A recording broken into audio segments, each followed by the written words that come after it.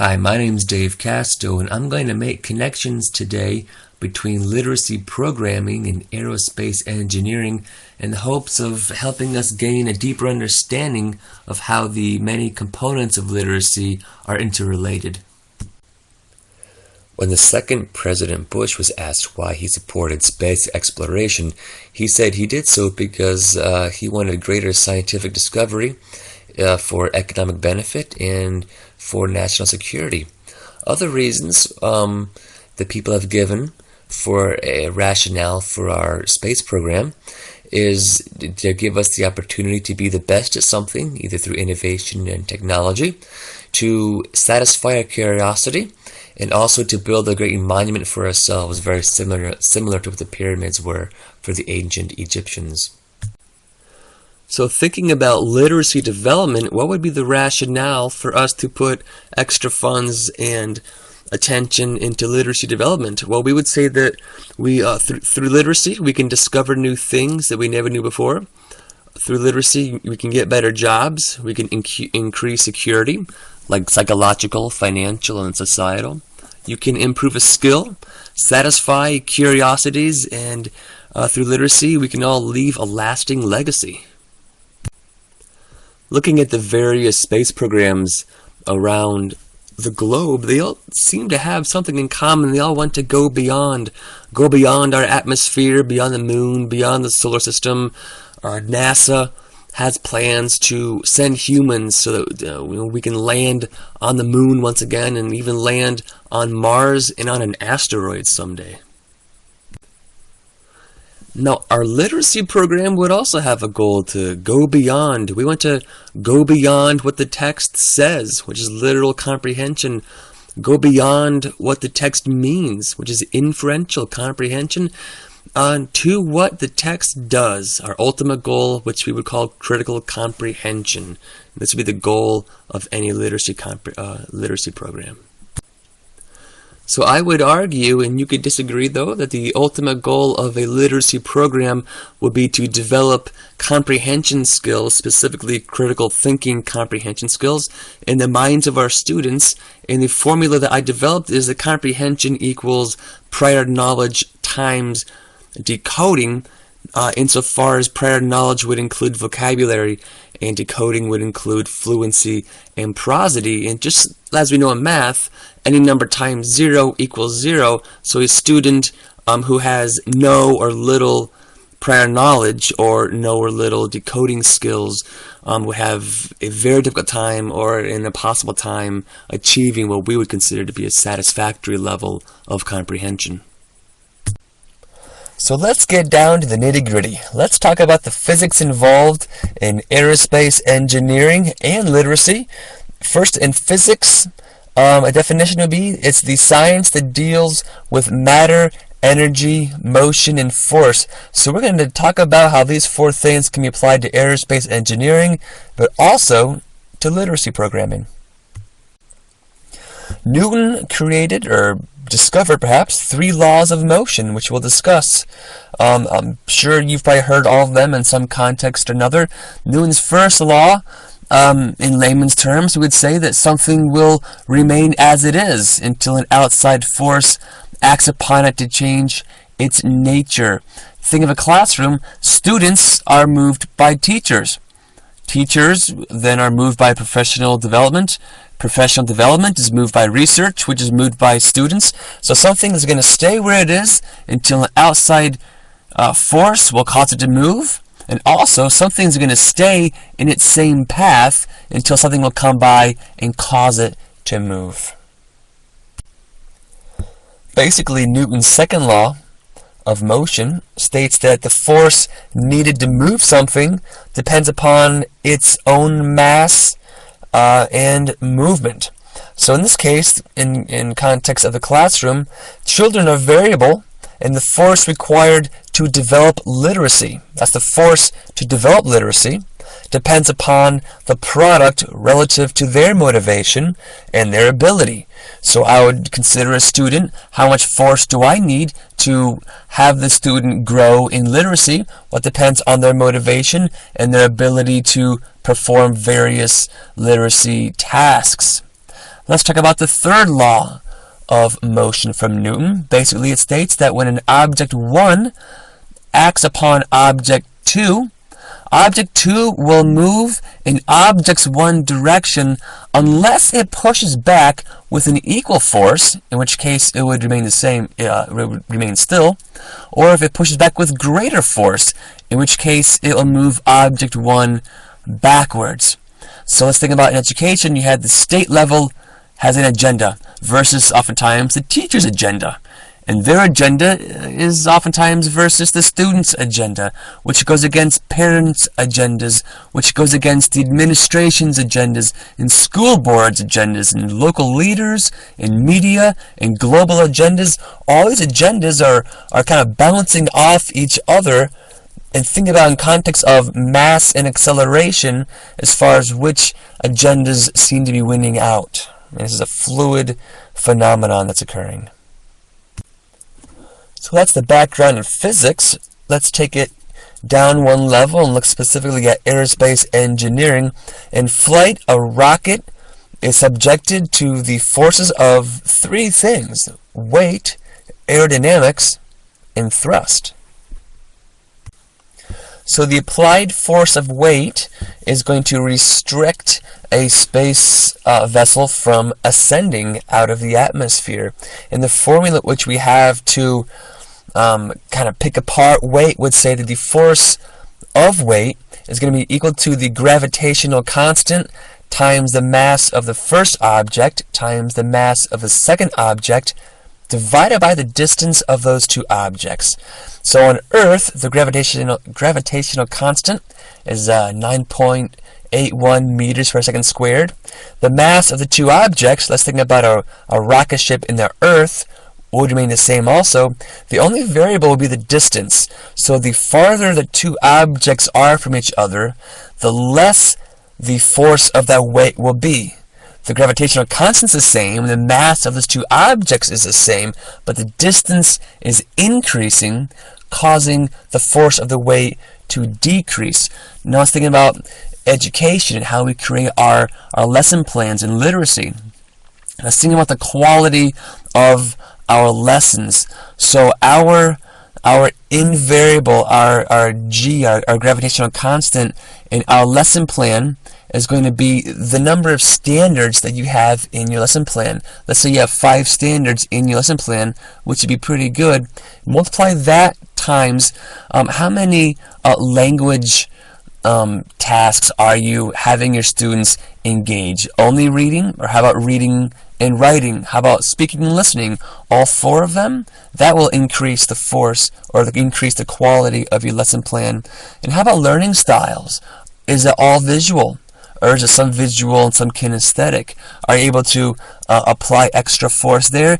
And we're going to divide that by the number of worksheets that you have in your lesson. So if you have standards and you have language tasks and you have learning styles, that's all wonderful. But if you dilute it pardon me, with worksheets, then the quality of your literacy lesson is going to be diminished exponentially. I'm not going to read all of the slide to you. I just wanted to show you that in aerospace craft and astronauts do undergo other pressures. All of them potentially could be life-threatening. In the same way, students also really face a lot of pressures when they come to us in school, from instability at home to being underfunded. Like Ruby Payne, I have the graphic of Maslow's hierarchy, which I know I think about, it seems like several times a month. So one thing to consider as we are creating literacy programs, consider our demographic, or some people are coming in under tremendous amounts of pressure.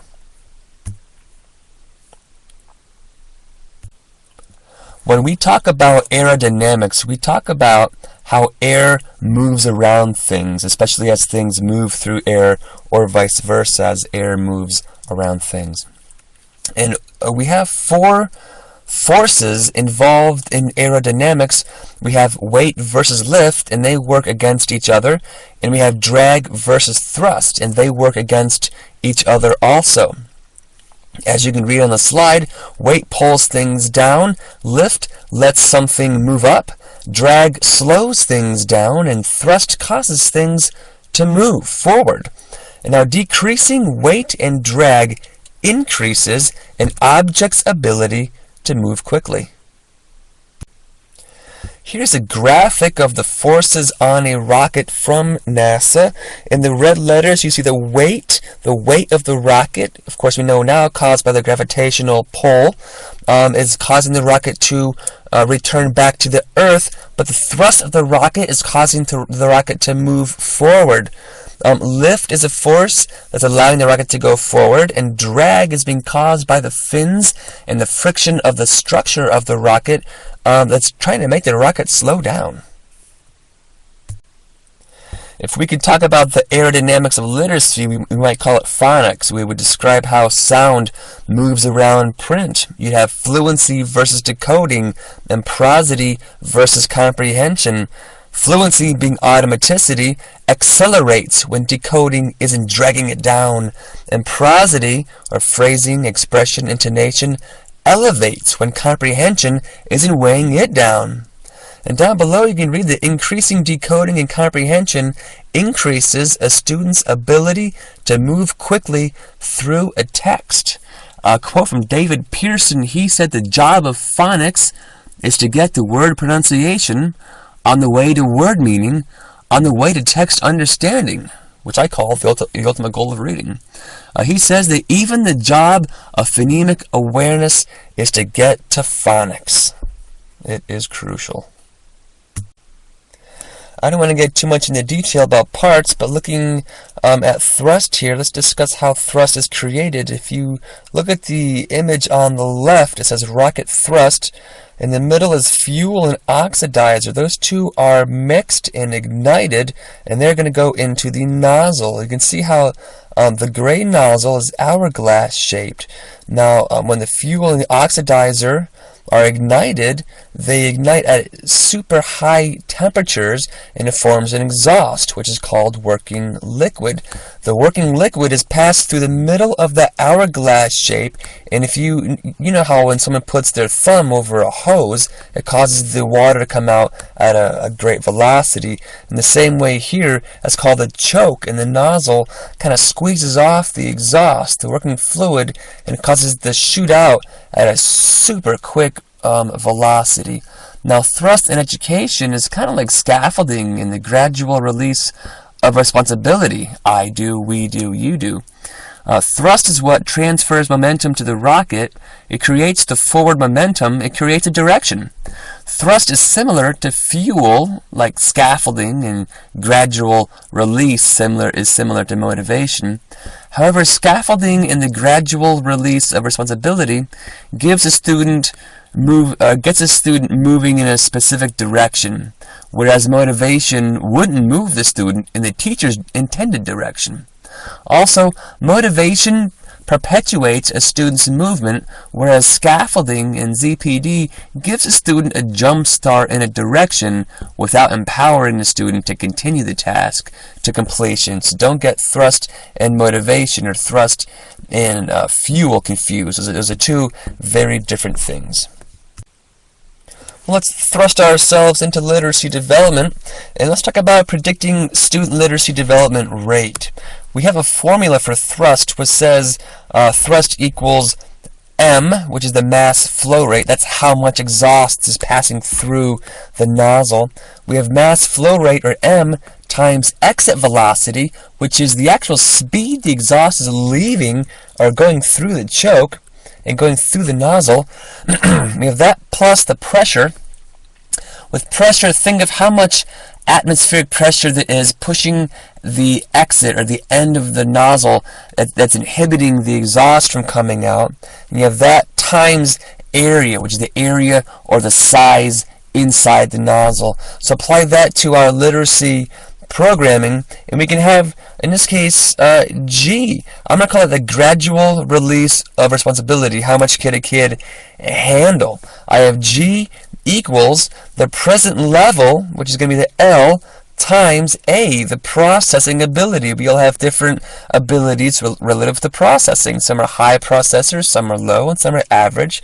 So I have present level times processing ability plus the impediments to learning, which I'll go into more detail later, the impediments to learning times CE, which we'll call the classroom environment. So you put this formula together, and I think that we would get a pretty reliable and consistent prediction relative to what we can expect in a student relative to literacy development.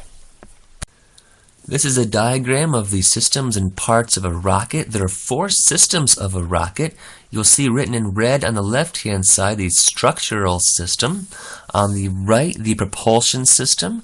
That takes up the majority of the mass of the rocket. It generates the power. And above that in black is the guidance system and the payload system. The rocket's structural system would be considered the frame, like the fuselage of an airplane. The structural system of a rocket has 2 primary functions. The first one is to distribute the forces that act upon it evenly throughout to provide the payload to get to where it's going safely. The second purpose will be to provide an aerodynamic vessel, low in drag, to transport the payload where it needs to go. In education, the structural system of a rocket is similar to a teacher's instructional materials. The materials should keep together the content, standards, the rigor and differentiation, without being too bulky and slowing things down, which is not an easy task.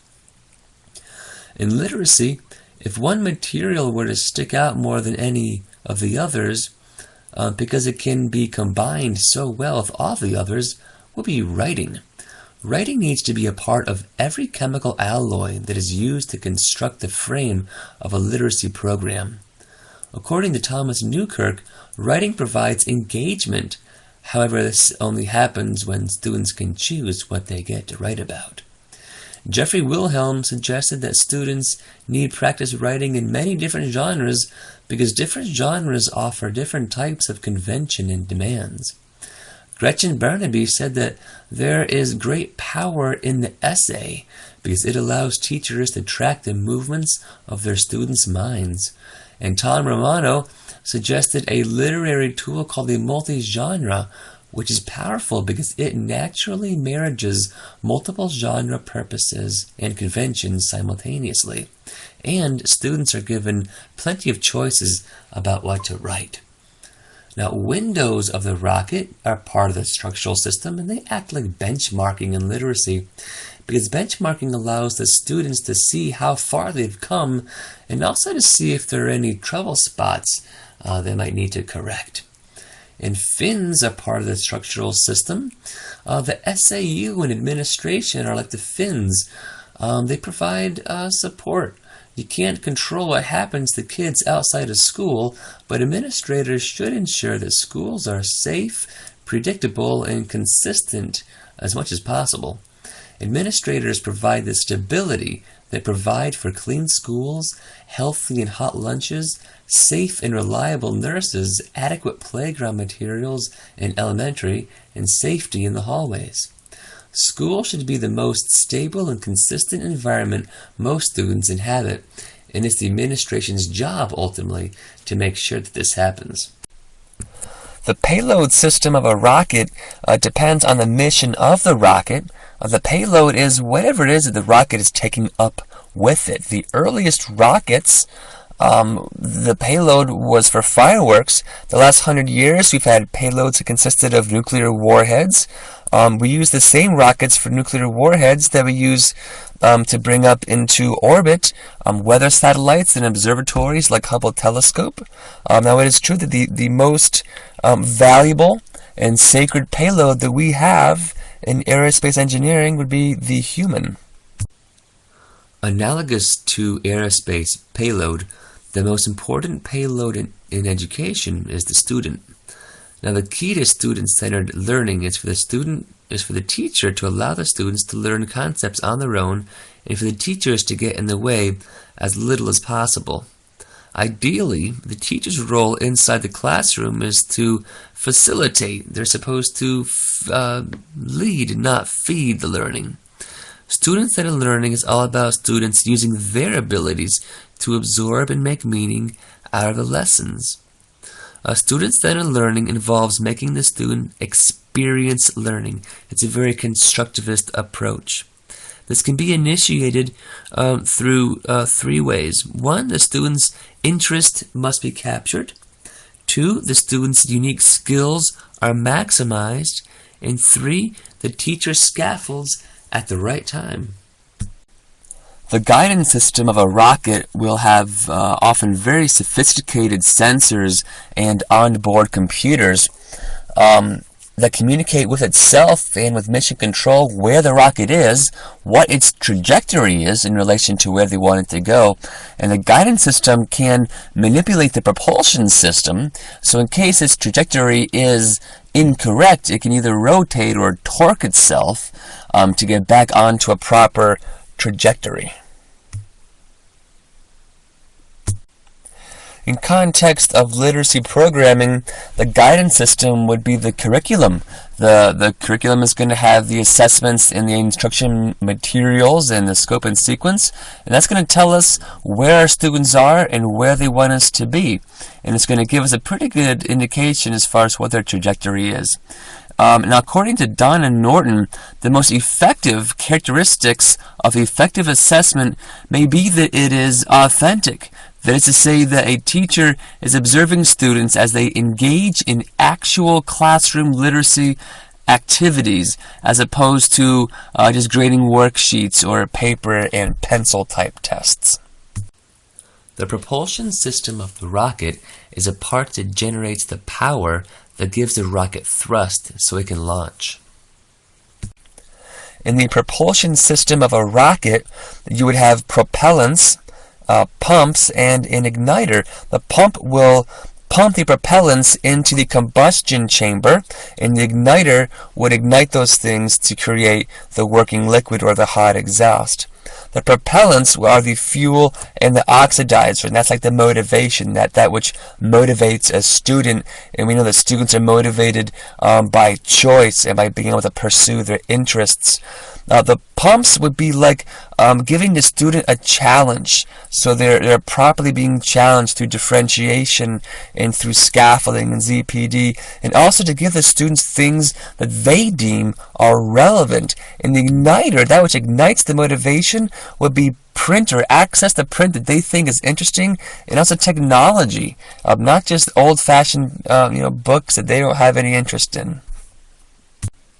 This is the diagram of a liquid rocket engine. As you can see, this rocket has 2 tanks in it, one for fuel and one for oxidizer. These tanks are filled outside as the rocket is standing in the platforms moments before launch because they have to be kept very cool normally. Now, this rocket is generally very heavy and very complex and complicated due to all the moving parts. One benefit of this rocket would be that since the fuel and oxidizer are pumped together, that process can be turned on and off, so you can actually turn the propulsion on and off in this rocket. Now, in context of literacy in education, this type of rocket would be symbolic of a student who is motivated through extrinsic motivation.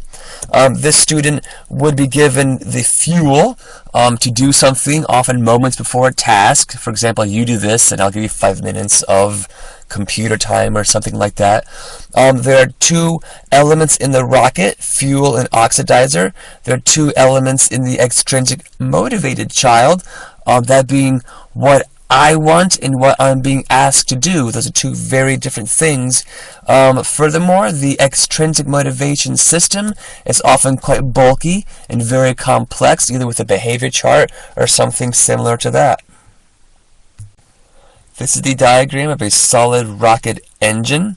As you can see in the green, that is a mixture of fuel and oxidizer, and it'll be housed in a solid casing. It's a solid rocket.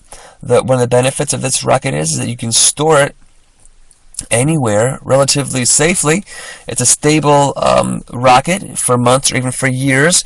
Once this rocket is ignited, it will continue to burn until all the fuel and oxidizer mixture has been completely burnt. The only way to stop this rocket from burning would be to destroy the housing. Now, in context of literacy, this rocket is symbolic of a student who is intrinsically motivated. The fuel and oxidizer being symbolic of what I want and what I will do is the same thing. The student wants to do the task. This rocket, it burns steady and stable and continues to burn. It won't stop burning. The intrinsically motivated student will continue to burn. You cannot turn the motivation on or off. It is a stable, ongoing, persevering type of motivation. This is the diagram of a nozzle, and you can see in the picture on the left side of it, the combustion chamber. That's where the fuel and the oxidizer goes in and is ignited.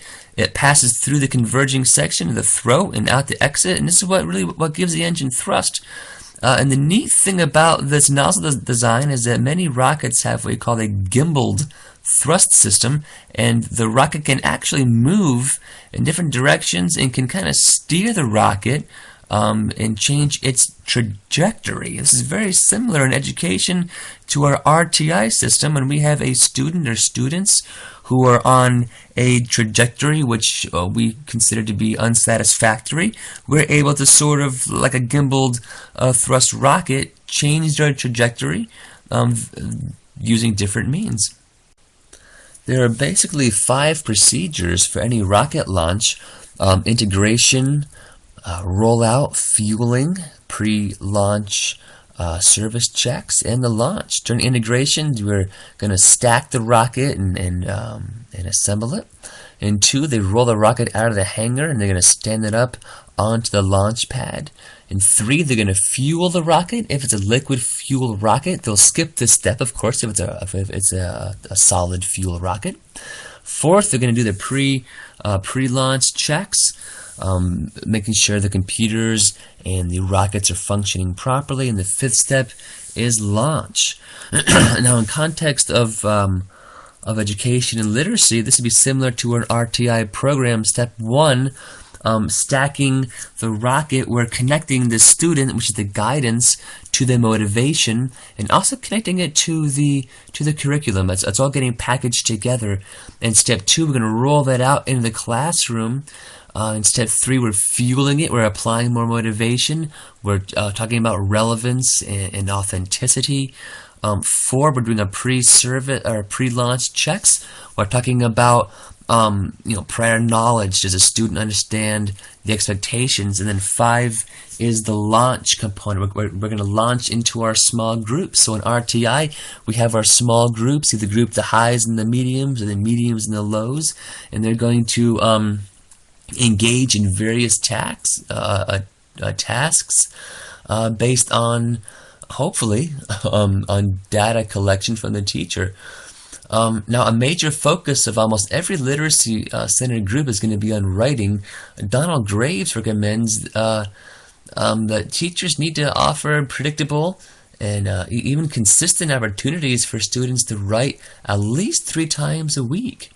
In writing instruction in small groups, Katie Wood Ray and Lisa B. Cleveland suggest 5 categories when considering what to teach relative to writing in centers. First, teaching techniques, for example, punctuation, paragraphs, and genres. Second, strategies. For example, students are required to do something with their writing. Third, understanding, which is broader than just strategies. It's the bigger picture item. It's addressing how writing happens. Next, conventions, often addressed in many lessons. This might relate to formations of contractions or spelling. And last, questions are asked to guide a writer's process. For example, how do I know when I need to get a peer helper to help me? Constance Weaver offers some excellent ideas for how to make writing grammar instruction fun in the Grammar Plan book. For example, I Am Poems and Looking for Creative Grammar Usages in Literacy. And last, in the Phonics A to Z by Wiley Blevins, he offers several books and activities that relate to literacy that a teacher could use in the small group RTI type of model.